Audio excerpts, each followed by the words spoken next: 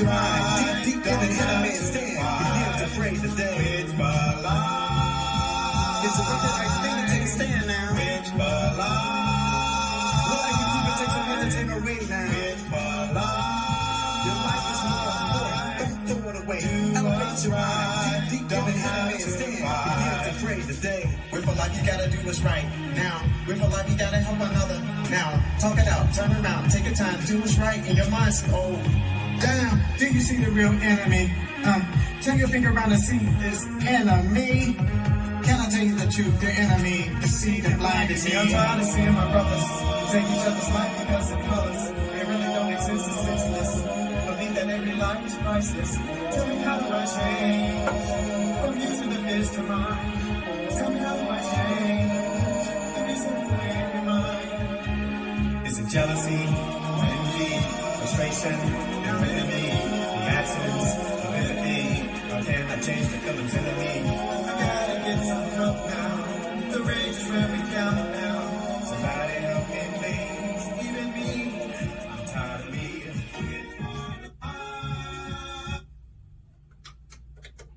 Welcome to WIT for Life, where we share strategies in anger control and resolving conflicts without an eye for an eye or tooth for tooth, but working things out because I am my brother's keeper and so are you. We're so excited you all today because we have a special guest with us, and I believe that what she's going to share with us will be life-changing. The perspective in which she will be sharing it from us is from a faith and therapist aspect. Is that the way I want to say it? For mental health. Let me put it that way. Mental health perspective. And so you all, listen, if you're just joining in, just let someone know right now. Share the information with others. Let them know to tune in right now to WIT for Life. Once again, we want to thank you for tuning in, and I'm your host, John W. Rhodes, with WIT for Life. And of course, as y'all know, we started this particular podcast because we wanted to try to make a difference in what's going on in the city of Lexington. Of course, y'all know there had been a lot of violence going on, gun violence, homicides. And so I said to myself, what can I do to help decrease what is going on? So it may not be much, but what I have, I give. And so that's why we have WIT for Life. And as you all know, WIT for Life is a conflict resolution technique that I've used for years with children in the mental health industry. And so as you all have joined us, you will definitely be surprised to know that we have a young lady that's with us today, and she's going to be sharing what do we do when it comes to anger control? What do we do when it comes to conflict resolution? Why are people angry at times? How can we decrease the anger? So anyway, let me get out the way, and I'm going to let her introduce herself in a more elaborate way. But I want to welcome none other than the anointed Stacey McDonald. Thank you, Stacey, for joining us today. Really appreciate it. And I'm very honored that you have taken the time to join us on this particular broadcast. For some of you all don't know, and she'll be sharing a little of this. She has a conference. I'm going to stop because I'll mess it all up. So anyway, I'm going to turn it over to Stacey. And Stacey, if you could tell us a little about yourself and your journey and how you got involved with mental health and ministry combined. Okay. Again, as he stated, I'm Stacey McDonald. I'm a practicing school psychologist right here in Fayette County. I am also an author, and the author of The Gospel of Mental Health for Mental Health to mental wellness. I am an evangelist, former pastor of 10 years. I am a wife. I am a mother. I am a grandmother. We host conferences and workshops throughout the city as well as in other states regarding mental health. In regard to my journey, I had a very unique experience growing up, having a parent, my biological father, who began to show some very serious symptoms in his behavior. He eventually was diagnosed as having schizophrenia by medical professionals, but was diagnosed as being possessed by devils by the church. And so that is the launching pad for my journey into mental health. In regard to ministry, God himself called me. It's not something that I don't think anyone would necessarily wish for, with everything that comes with pastoralship and evangelism and caring for souls. But I simply said yes to the Lord, and he has breathed on my ministry ever since. Awesome. And so tell us a little about what does it take to get started in mental health, in the profession of mental health, and can the two coexist together in harmony as one individual pursues mental health and ministry? The two should absolutely, they should not be separated. Ministry and mental health are one. They should always be one. The only one who separated it is mankind. That's why I call it the gospel, the good news regarding mental health. Because anytime you see in scripture someone suffering from mental health issues, you see a God behind them who is encouraging and giving words of wisdom, such as go take a nap, get you something to eat. You're going to need that energy. You'll see God telling them things like, you're still a man after my own heart. God speaks to Jonah, and he causes a tree to come up to give him some shade, and explains to him why it is that he should not be so angry and so upset. And so as far as ministry and the gospel is concerned, they should be married. And if they are married, I think will suffer a whole lot less than what we have been.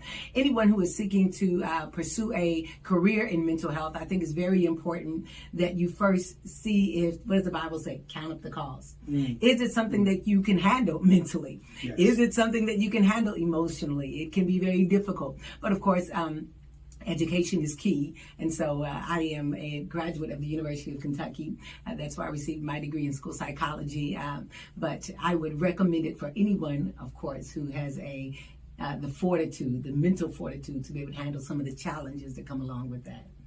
Awesome.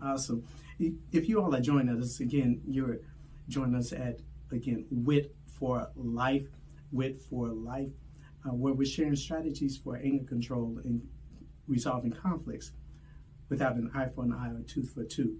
We're working things out because I am my brother's keeper, and so are you.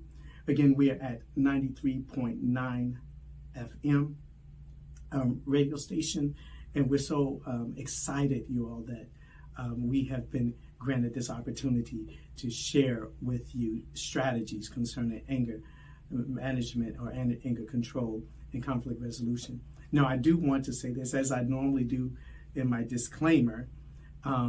If you're having serious anger issues, you want to seek a professional that can help you.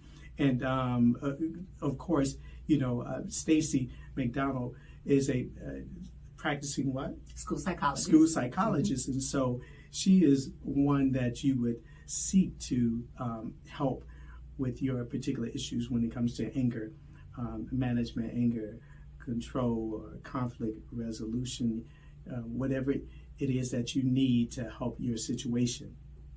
Now, I want to do this real early because I want to get out the way so we can allow Stacey to elaborate a little bit more on anger control and how individuals can control their anger. So I'd like to thank God for one of our sponsors, which is a young man that I've worked with as a mentor many years ago. And actually, this gentleman, I got to make sure that I'm a little closer to the mic. And this gentleman actually has a apparel company. And y'all know the story I said every week, that he heard this podcast and he said, "Hey, John, I like what you're sharing and I want to become involved. want to sponsor you. So he decided that he wanted to sponsor my podcast, vlogcast, and share it on his social media channel, which has like 20,000, 20K and rising followers. So anyway, the name of his company is, as y'all know, Involved. Involved is, again, it's an apparel company, but it's more than an apparel company, as he would tell people. It's about giving even skateboarders opportunities to choose ways in life that will allow them to be successful, giving them avenues, opportunities. And so we are so thankful for, his name is Lee Hayes. And so you all get involved, visit his Instagram page, and let's change the world together, one by one. All right. Once again, we thank you all. Now, as we normally do, we're going to pause for station identification, as we say in the old school. Pause for these messages.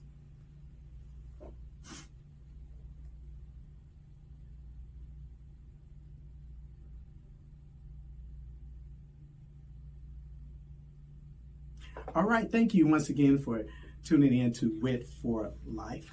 And so we are here with Stacey McDonald. And Stacey, we're just going to kind of dig deep into anger control. And as a practicing school psychologist, what do you tell the children that come to your office, or the speaker, who are having serious anger issues? Where can they start? What things can they work on? Well, it's really the same for children and adolescents as it is for adults. The key to anger management is emotional regulation. And these are things that we do not talk about in church. Not one Sunday school lesson that I was involved in growing up involved in emotional regulation. It didn't involve any type of anger management. However, when you think about conflict resolution, many times we'll think about work, right? That's what we talk about in the workplace, conflict resolution. But conflict resolution is a gem to have in any healthy marriage. It is important to have in the church. It is important to have when it comes to relationships with children and relationship with other loved ones. Conflict resolution is important when it comes to paying bills. It's important when dealing with business issues. And because we have a lack of conflict resolution in our churches and outside of our churches, we see churches splitting. We see divorce in marriages. We see bands breaking up. And so when it comes to anger management, whether it is a child or whether it's an adult, there are things that we've got to learn in regard to emotional regulation, how to cope, how to calm. And this is something that I talk about in my book in the chapter Full of It, in regard to how to cope and how to calm, to help deal with stress and deal with life so that stuff can happen, but it does not take you out. It doesn't cause you to react because you've already prepared for when something happens. This is what I do. This is how I deep breathe. This is how I ground myself. This is how I meditate. All kinds of strategies that can be used, again, not just for adults, but for children. And there's really not too much of a difference. If we can simply figure out how to breathe. There are so many things in scripture related to this. I could talk about this for hours. The Bible talks about it so much. Paul deals with it throughout all of his epistles. But rarely do we sit down and have conversations about anger management and conflict resolution in our churches. But it is a necessity. So why don't we talk about these issues? What do you believe keeps people or keeps the church from talking about these anger management, conflict resolution techniques? And honestly, as years ago, as I was practicing clinical therapist, dealing with children, I wrestled with that too, with my faith. I'm like, do I use faith? Do I use the practice of what I'm learning in the textbooks, or what keeps people from utilizing these strategies that could ultimately help repair or mend or keep us together when it comes to relationships? Anyway, but dare I say it? Dare I? I believe that many times we don't discuss these things in churches because many leaders themselves struggle with conflict resolution and struggle with anger management. And so it's difficult to have conversations about these things. Think about it. When we grew up, how many whoopings, beatings did we get in church? And it wasn't always something that was a big deal that we did. It may have been chewing gum. It may have been talking a little bit too loud. But again, when you don't have any anger management skills, and that parent feels embarrassed, or that parent feels as if now everyone has their eye on them, the response was, it wasn't on the behind. It may have been in the face. It may have been something thrown. All these things are anger management skills that if we don't use them, abuse can happen. If we don't use them, then we see turmoil in relationships. All these things are so important. When you think about Ephesians, the Bible tells us to make sure that we have unity of the Spirit, that we come together, right? He gives us prerequisites for that, talking about gentleness, talking about humility. And so when you think about even scripture, and like I stated, the epistles, when Paul is having some conflict with Peter, and he handles this conflict. He doesn't pull away from it. He addresses it. A lot of times when we think about anger management and conflict resolution, we think about who is right. But it's really not about who is right in regard to the Apostle Paul and Peter, or even the Apostle Paul and the others that he was addressing throughout his epistles. It's about what is right.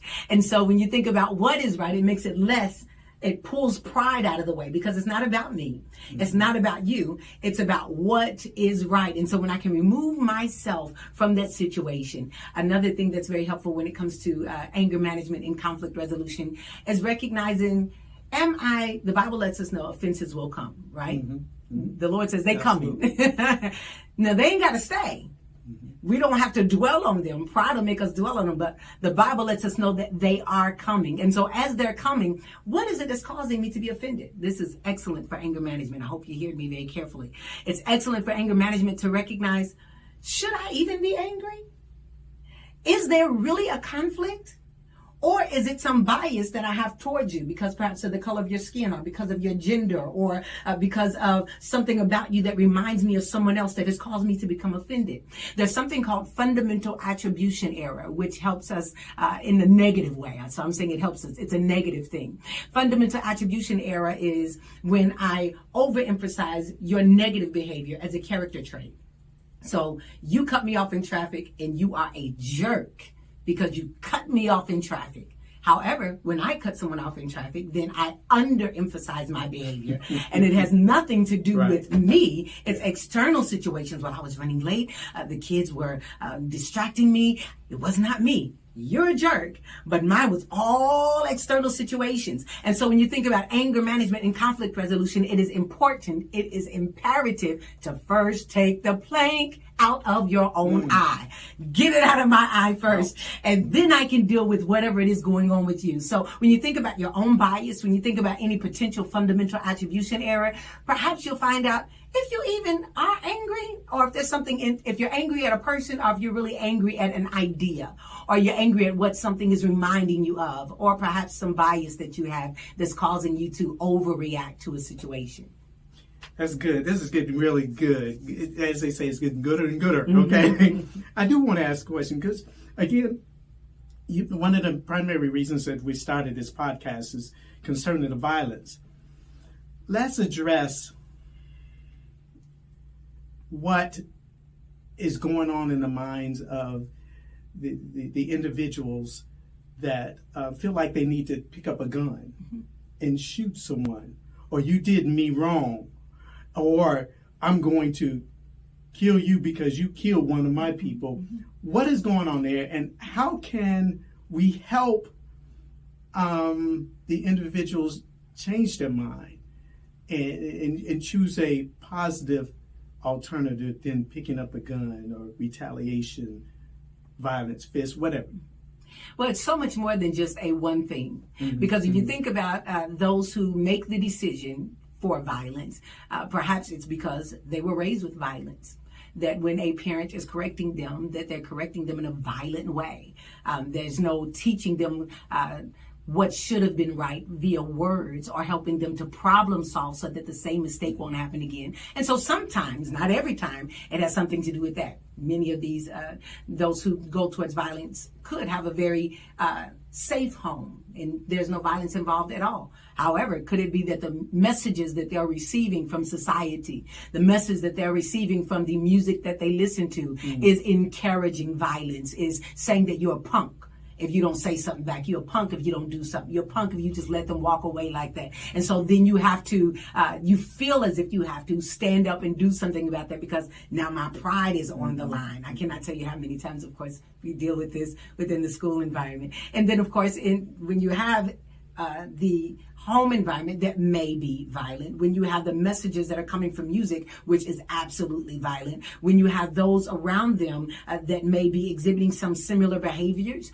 then you have a perfect storm just is about to make lightning strike in the wrong place. And so one of the ways that we can deal with this is watching what goes in our children's ear gate and eye gate. We give them phones, and there is a whole world on those phones filled with pornography. Yeah, we can talk about this, a Holy Bible on my phone, because I do have the Bible app on my phone. But think about your young people. When is the last time that you actually watched what they're looking at?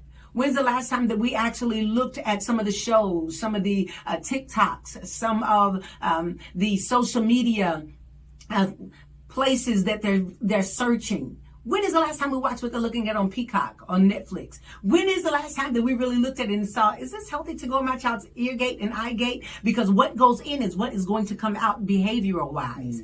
And so again, this is a smorgasbord of things that are creating the perfect storm for a violent outcome. That's good. Let's talk about some of the things that you were saying about what we were taught as children. I've been doing some research about, when it comes to the Willie Lynch syndrome, many things that were taught during, or that was being taught to a slave owner were things that they were trying to bestow or bestow upon the slaves to make them obedient and obey. And so when you talk about hitting, that was one of those things that was taught. But they say in their ethnic counterpart, the whites did not beat their children.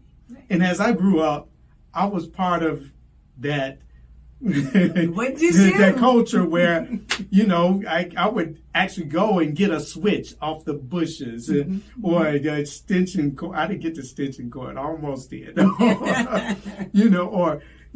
But those are things that were learned over centuries. And so how do we break that, things that we were been taught? Because like you said, there are many things, many components, and how, you're the professional. How do we stop? It's one generation at a time. Okay. It is literally one generation at a time. I remember, because I didn't attend graduate school until my children were maybe 4 or 5 years old. And of course, it's learned behavior. Many of the things that we are exhibiting towards our own children are what we had happen to us growing up. Oh, it hurts. Pop with the brush. I mean, all these things that just assume it's the way it's supposed to be. But it's one generation at a time. I remember sitting in one of my psych classes in grad school and weeping. I ruined my children. I mean, it was terrible. And I literally wept. When I tell you I wept, I sobbed, because I was realizing, wait a minute, this is everything that I was taught, everything that I saw, even in other households, and right in the middle of a church service, there wasn't no shame.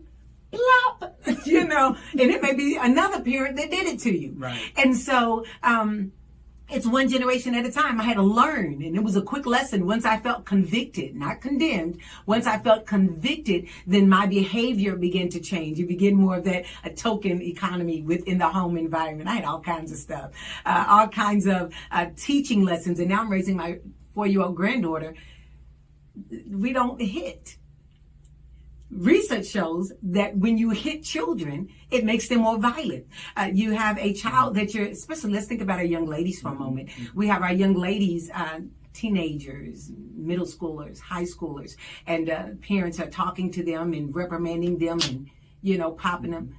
Why? Why did my mom or my dad do that?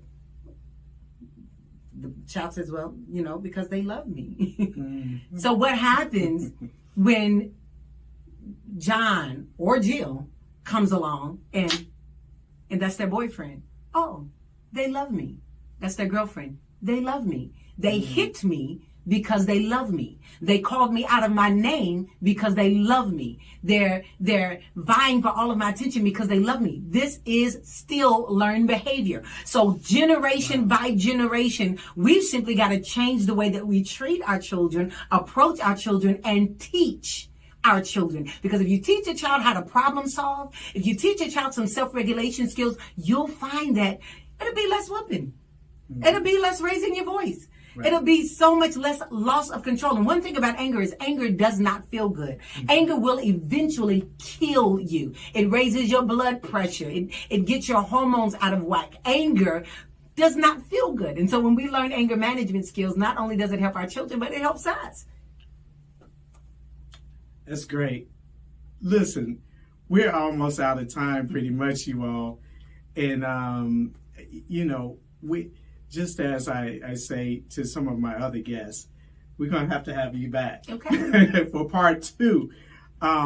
This has been a great podcast, and I'm so excited because there's many things that we did not even, as they say, touch the surface on. But one of the things I want to, before I play this song, tell us the name again of your book and also the name of your conference and how your yearly conference and how people can reach you if they needed to get in touch with you. Absolutely. The name of my book is The Gospel of Mental Health, From Mental Health to Mental Wellness. The name of our conferences yearly are The Gospel of Mental Health. This past December, it was December 3rd. This coming December, it's going to be December 2nd on that Saturday. You can contact me at www.thegospelofmentalhealth.org. There, not only will you find all kinds of screeners for anxiety, for depression, for balance, you'll find all kinds of podcasts, Christian-based podcasts, and especially grounding and relaxation and meditation that's all based on scripture, as well as all of my social media handles. Again, www.thegospelofmentalhealth.org. You can purchase my book there and the journal that goes along with it, or you can go to any social online outlet, Amazon, Barnes & Noble, etc., and get it there. However, you can only get the journal on my website. Everywhere else you can get just the book. Awesome. Listen, you all, I want to let you know that so people won't think it's just me. What was your theme this year? It's okay. Let me tell y'all something. I went to that conference, and the conference really just blew me away. Things that we need to know, it could take away or utilize to make our lives better when it comes to faith and mental health. Because, in our culture as African Americans, we have steered away from, mental health. When I was growing up, or if you saw a therapist or even thought about it, oh, you crazy. You going to see the crazy man, stuff like that. But I want you all to know that it's amazing how things come together. And so I went to the conference. I was totally blown away. Some of y'all know I'm a pastor as well, but I was just totally blown away at the level of and depth they went to. And here's the other thing. What came to my mind is a song that I did many years ago called It's Gonna Be Okay. I recorded it in the studio. His name is Dr. Shedrick Whipple. He is actually a doctor right now. He is the other voice that you hear on this song that we're about to play. And I'm telling you, it was an amazing experience to go in the studio, but I never released it until a few weeks ago.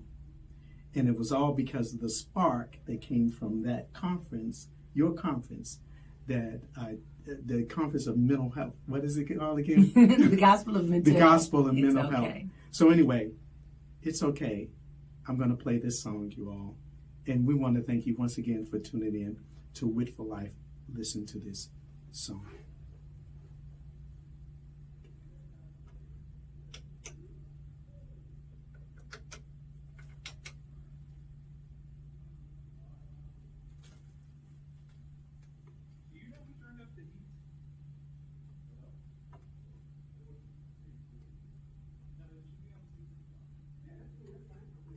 Oh, I thought I was getting it.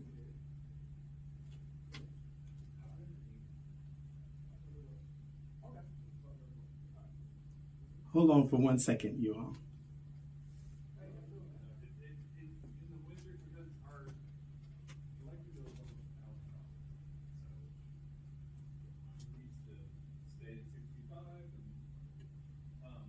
Stacey. There we go. Wrong one, you all. I'm sorry. That's right. I normally use one auxiliary. Here it is, you all. No, this is a testimonial song of how the Lord. I'm sorry.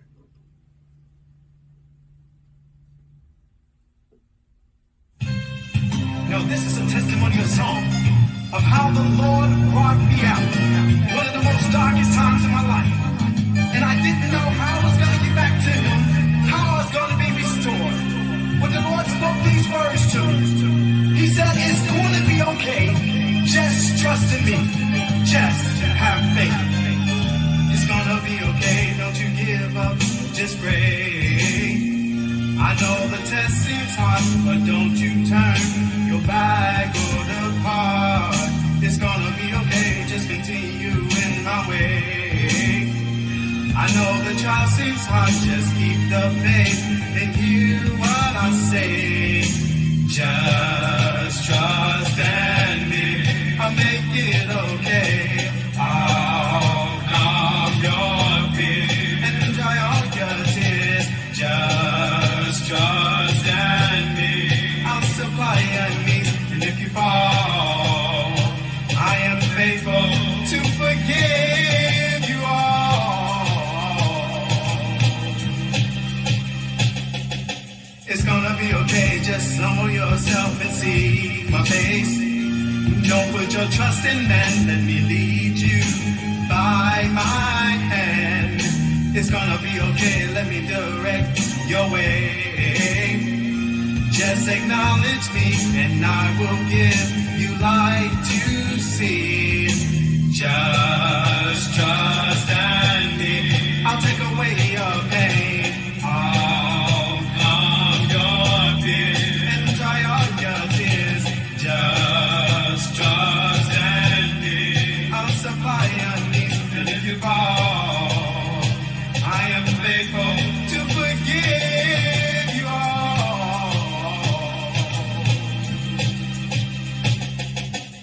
It's gonna be okay. It's gonna be okay today. It's gonna be okay. It's gonna be okay. Just have faith. It's gonna be okay. It's gonna be okay today. It's gonna be okay. It's gonna be okay. Just have faith. If my people, which are called by my name, shall humble themselves, seek my face and pray, and turn from their wicked ways, then will I hear from heaven and forgive their sins and heal their land. Heal their land. It's gonna be okay. It's gonna be okay. Don't you give up. Don't you give up.